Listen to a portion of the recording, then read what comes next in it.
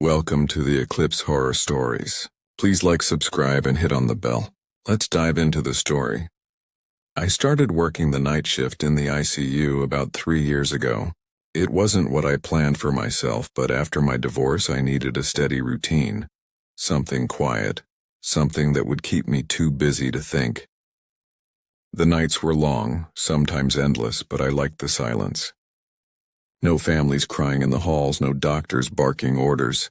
Just the machines humming and the steady rhythm of lives holding on by wires and tubes. I always told myself the hospital was just a building. People said it was haunted, that the ICU had energy. I never believed any of that. I've seen too much real death to believe in ghosts. What could be worse than what's already real? The first time something felt wrong, it was around 2 a.m. The lights in room 12 flickered once, twice, then steadied. That wasn't unusual. This place was old. But the monitor started beeping irregularly, showing a heart rhythm even though the patient had passed almost an hour earlier. At first I thought it was a glitch. I'd seen machines act up before. I went in to silence the alarm. The bed was empty. Sheets already changed. Body transferred to the morgue earlier that night. Still, the monitor traced a slow, faint pulse across the screen. I unplugged it. The line didn't flatline. It kept beating for a few seconds before it froze. I stared at it too long, I think. Long enough for my reflection in the glass to almost move. I told myself I was just tired. I even laughed a little, though it didn't sound real. But when I left the room, I noticed something strange. The toe tag clipboard outside still had a patient name written on it. The same man who died earlier that night. His name had been crossed out, but faintly, like someone had tried to erase it and then changed their mind. Later, during rounds, I thought I heard my name whispered from one of the empty rooms. Just a single word, soft and drawn out, Claire. I checked every room, every bed, every monitor. Nothing. There's something about hospitals after 3 a.m. that makes your mind bend in quiet ways. Time slows, sound stretches, and you start to feel the building breathing with you. Sometimes I'd swear I heard the elevator moving on its own. Sometimes doors opened a few inches, then closed when I looked back. But that night it wasn't just sound. It was a feeling, like someone standing behind me while I charted, close enough for their breath to touch my neck. I turned fast. Nothing. Only the sound of the oxygen machine sighing over and over. By morning I convinced myself it was nothing. Just another tired night, but when I came back the next evening, I found a note taped to my locker. It wasn't signed. It said, "Stop covering room 12, he's not done yet." I stared at that note longer than I should have. It was written in black pen, the letters uneven like the writer had pressed too hard. No one on our staff had handwriting like that, at least not anyone I knew. I looked around the locker room, half expecting someone to be watching me, waiting for my reaction. But it was empty, just the usual hum of the air vent and the faint smell of disinfectant. I crumpled the note into my pocket. There was no point asking around. Night shift nurses didn't joke like that. We were all too tired for games. Still, it clung to my thoughts the rest of the night. Every time I passed room 12, I slowed down without meaning to. The bed was empty, lights dim, curtains half drawn. Nothing unusual. But the monitor, the one I'd unplugged, was back on. I didn't remember plugging it in. None of us would have, not when the room wasn't in use. It glowed faintly in the dark, tracing a slow, steady line across the screen. No pulse rate, no patient ID, just that line. Around 1:30 a.m., the elevator doors opened by themselves. I heard the chime echo down the hallway. That wasn't rare either. Sometimes housekeeping carts triggered the sensor. But when I glanced toward the doors, I saw the light flicker like a shadow move through. The rest of the night blurred into quiet chores and charting. But something in me kept tensing up, like I was waiting for a sound I couldn't quite name. At 3:12 a.m., the morgue called. I remember the time exactly. They wanted confirmation of a body transfer. A middle-aged man from room 12 named Patrick Nolan, the same man who died 2 nights ago. I told them he'd already been signed out, but the voice on the other end insisted they hadn't received him yet. When I went to check the log, his form was missing. No transfer signature, no body number, just gone. I tried to call downstairs again, but the line cut off mid-ring. I should have told security. I should have called someone, but a strange part of me didn't want to involve anyone else. Like if I said it out loud, it would make it real. At 4 a.m., I checked room 12 again. The bed was still empty. I turned off the monitor and unplugged it again. This time I stayed there watching the screen until it went completely dark. When I stepped out, I nearly collided with someone, a man in a hospital gown standing barefoot in the hall.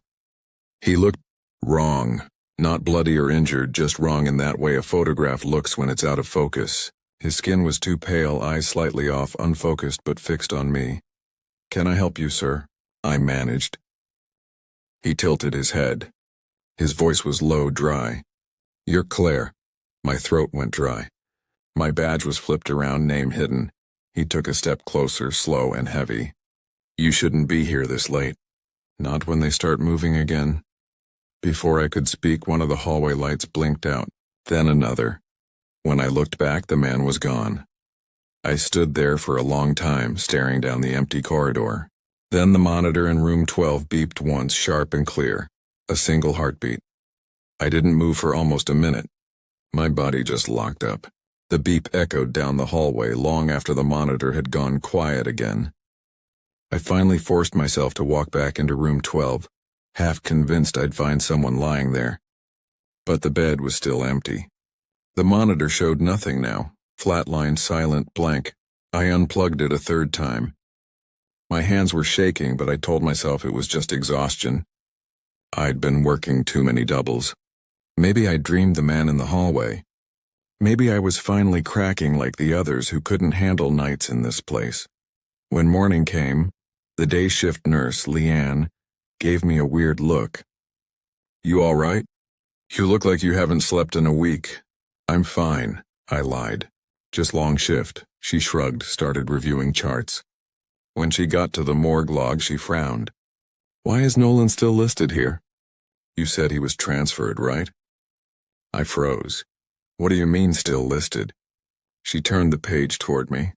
His name was written neatly, date of death, time of pronouncement, everything correct. But in the column for body released, it said, "Pending" in red ink. I didn't write that. Neither did she. That afternoon, I drove home with the sun glaring straight into my eyes. It should have made me feel better, but it didn't. I kept replaying the man's voice. Not when they start moving again. When I got home, I left my scrubs in the hamper and went straight to bed. I dreamed of the ICU hallway, the lights flicking off one by one. Someone whispered my name from the dark, and when I turned around, a man was standing by the window. His face blank, his eyes open but empty, like he was wearing someone else's skin. I woke up sweating. My phone buzzed with a message from an unknown number. "You shouldn't have unplugged it, no name, no photo. Just that line."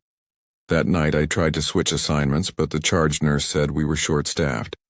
I was back in the same wing by midnight. I told myself I'd ignore room 12 completely. Around 2 a.m., the temperature dropped. You could feel it like a cold draft moving along the floor. The other nurses said nothing, just kept working. But every monitor on the west side of the ICU blinked once in perfect unison, then settled. I heard a soft tap. Once. Twice. It came from room 12. I told myself not to go in. I really did. But duty won out. I opened the door, slow. Someone was sitting on the edge of the bed. Same hospital gown, bare feet hanging over the floor. He was looking down at his hands like he'd forgotten what fingers were for.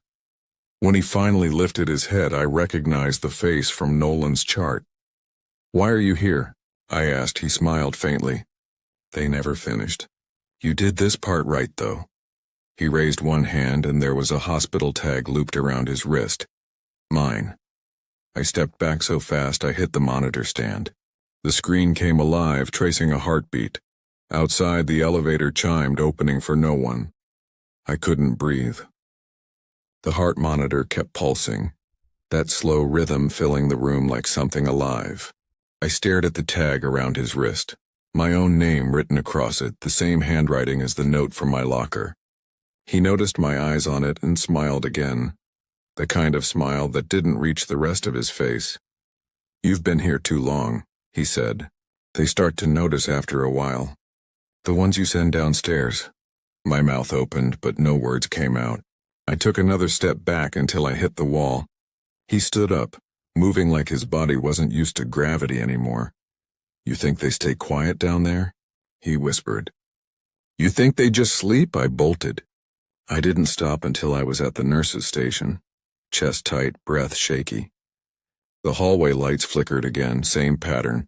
2 quick flashes, then darkness.